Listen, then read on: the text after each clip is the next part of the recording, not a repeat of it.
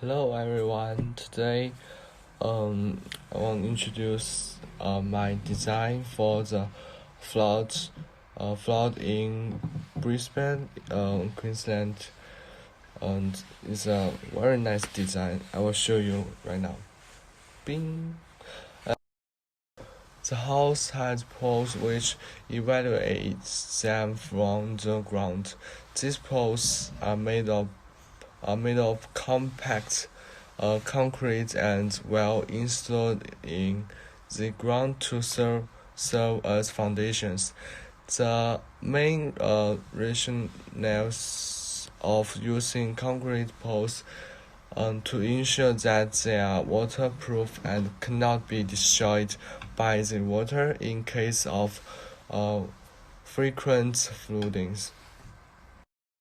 And that's all. Thank you for your listening.